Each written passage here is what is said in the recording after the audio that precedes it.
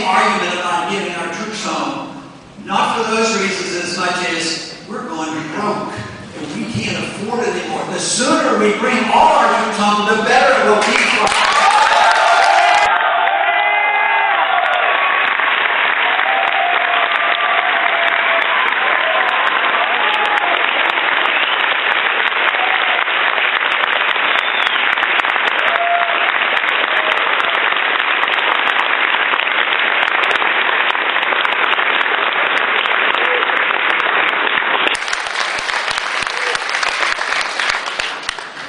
This is just not bringing them home from the wars.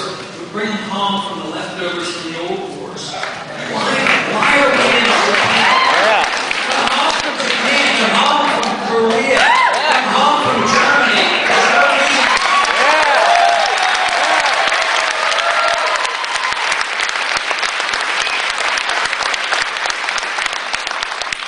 Now, as a constitutional president, I would be very cautious to be looking toward the proper procedure and working with the Congress.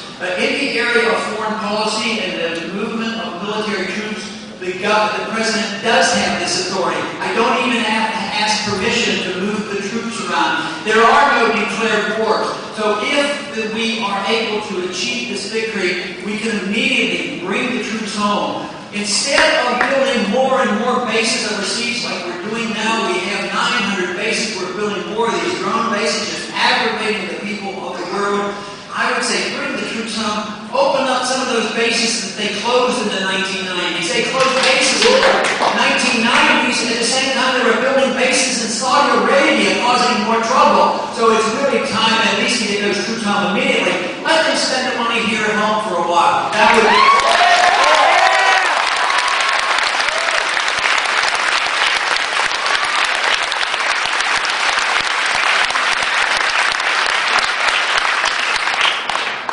reasons I went into medicine, because we remember World War II and Korea, and I had decided what profession to do. And one of the things that motivated me to go into medicine was the fact that I never wanted to carry a gun.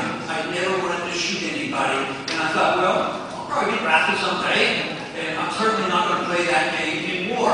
And lo and behold, I was drafted in 1962 and ended up being in the service for about 5 years.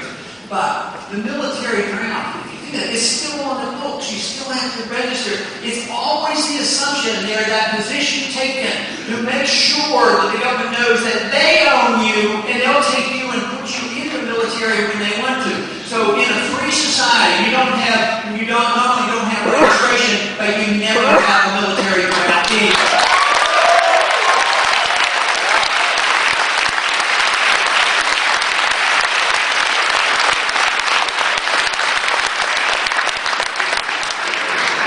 To defend our country, and it should be, across the spectrum. Age shouldn't matter, sex shouldn't matter if we're under attack. But this idea that we go and look for wars to fight because we're spreading our exceptionalism. America has been an exceptional country, but this whole idea that we're so exceptional now that we're going to force it down the throats of everybody, and they don't accept this, we're going to bomb them to oblivion, and we call that American exceptionalism. I would say that if we want to spread our goodness and our good values, is become good and become valuable.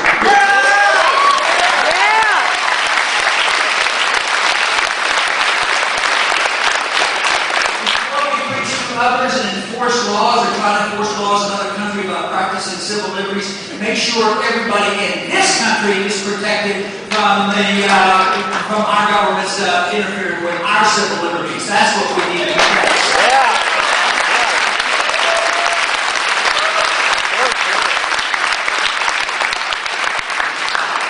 They claim that we're in war against terrorism, and they use that term rather loosely, because terrorism, of course, isn't a country. How can you declare war against terrorism? Terrorism is a tactic. It's a wicked, mean tactic. Timothy McVeigh was a terrorist in that sense, but because he was an American, nobody decided, well, we have to attack America because Timothy McVeigh was American. So this whole idea that we have to have a perpetual war going on is only there to make sure that we are intimidated, and if you don't obey exactly what they want, that you're unpatriotic, just like what happened in World War II. And the bigger the wars, the more likely they are to undermine our personal liberties. And just look at during World War II, how we had concentration camps for the Japanese Americans. Once again, it was a violation of the principle of who owns that life. I mean, the people who were incarcerated didn't commit a crime, and yet it was assumed that the government owns that life and they can do what they want. The tax code is built on this assumption that the government owns your life, because they say that if your tax rate is 40% and I offer to lower it to 30%, the people who believe in big government will come back and say, you can't do that. That will cost the government too much money. Now think about that. How's it going to cost the government money if I'm just giving your own money back or not taking it from you? But it is based on the assumption that they own all your income and you'll get to keep a certain percentage under their conditions. So thinking about this as self-ownership of your life in economic terms or in personal liberties or the draft, very, very important. But we have drifted a long ways from that, and we have been too casual about it. It is easy to blame a lot of different sources, a lot of different people for this. We certainly can blame our government because they've been negligent, whether it's the executive branch, the judicial branch, or the legislative branch. But in reality, government reflects what the people have allowed to happen. So it's a responsibility of the people as well. And this is why we need to get a whole generation, plus many more, energized in an understanding of what true liberty is, that we were on the right track. The Constitution gave us a pretty good start, and yet we have drifted so far. Now we have a foreign policy. We don't even consult with the Congress anymore. We don't get a declaration of war. It's just so vague. And now, not only do we not we don't have a president that even consults with the Congress. Just think that Libya. Oh yeah, it's a great victory yesterday, and the president's bragging about it. I got another one. How can we be proud of that? I mean, no matter how bad a guy was, whose responsibility? It's the responsibility of people of Libya to make their self-determination and deal with that. But no, we've ended up paying for this. It was our bombs and our weapons that do this, and believe me, it will be our burden. It's not going to go away. I mean, just think of all the billions of dollars that we gave to Egypt to prop up and pretend that we had peace in the region. And finally, our dictator gets overthrown, and now it's more dangerous there than ever. And this is what we did with Saddam Hussein. He was our close ally and gave him support. And then finally, we decided we had to change that. And we did it with Noriega. We did it with, we were involved in Iran. They were on their way to developing a pretty democratic system. So in 1953, we said, no, we don't want you to win in democracy. You might keep all your oil. So we wanted to have our dictator in, so we installed the Shah. And he was brutal. And then after, 53 up to 79, what did it do? It stirred up hatred and antagonism, not only against the Shah, but against us. And just look at the problems. There's a long time ramification, the unintended consequences that flow back from it. What about when we were in Afghanistan, actually attempting to be on the right side of the issue, when the Soviets were in there? We were actually on the same side as Bin Laden, saying, look, they've invaded this country and we're going to help you throw them out. The whole problem is, after the Soviets got thrown out, we decided it was our country and we were going to stay. It makes no sense whatsoever. It's a schizophrenic foreign policy.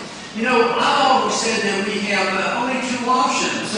One, that we tell the dictator what to do. If he does it, we give him a lot of money. If he doesn't do it, we kill him. I thought those were the only two options. But if you look at Pakistan, they've actually come up with a third option. And the third option is, we'll do both. We'll keep bombing you and undermining, killing people, making them mad at their own government because their own government supports us, and we give the government money. And then we wonder why there's chaos in that country. But I'll tell you what, there is another option of all those three. And that is the one that the founders advised, that George Washington advised very strongly in his farewell address. And that is making friends with as many people who want to be friends and trade with as many people who want to trade. Not to try to get involved in internal affairs. Not to get involved involved in entangling alliances. I can't think of anything more entangling than getting involved in the IMF and the World Bank and the United Nations.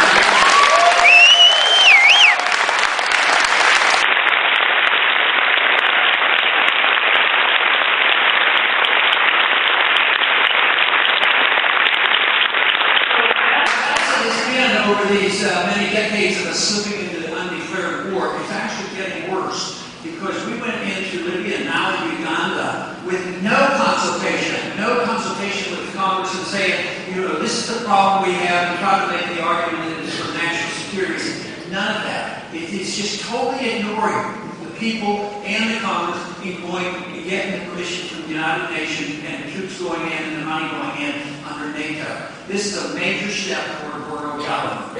And also, many people that like world government are very much aware of the same thing that many others are aware of, that our financial system is very, very shaky, and there will have to be a new monetary system. Because fiat money printed out of thin air, eventually self-destructs. And we're in the middle of seeing this self-destruction. So that most people realize that there will have to be a new currency. I know a good way to start on that. Why don't we look and find out what the Constitution says? It says that only gold and silver can be a legal tender. That would be a good start.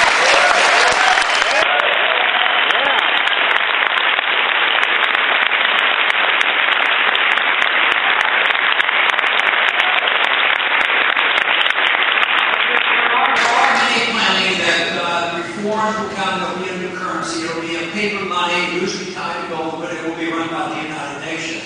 This is when we'll have to make a major decision on whether we think we should maintain our national sovereignty. I think the states should run most of the government. The government was never meant to be large.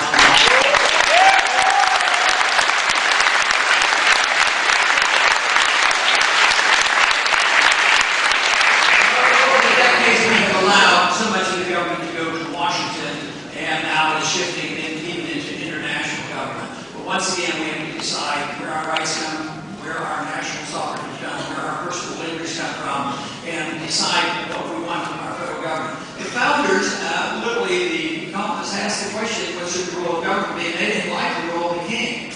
I'll tell you what, from my estimation and by others, the role of the king was rather minor to what the king in Washington is doing to us today.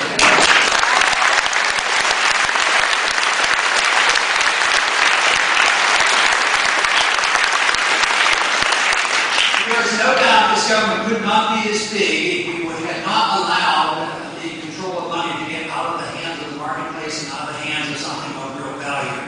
And of course that occurred in 1913 with the introduction of this notion that we should have a Federal Reserve System.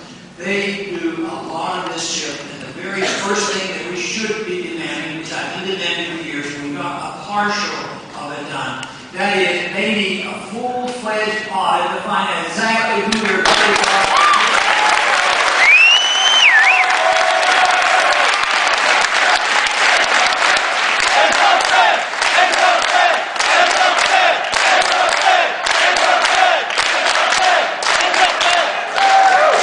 So you knew the next step.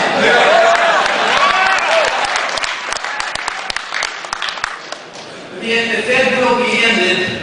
It'll be ended like when we have to come home from overseas. But the thing that I would like to do is help prevent that crisis from coming. Where we end up literally with runaway inflation. That is the great danger.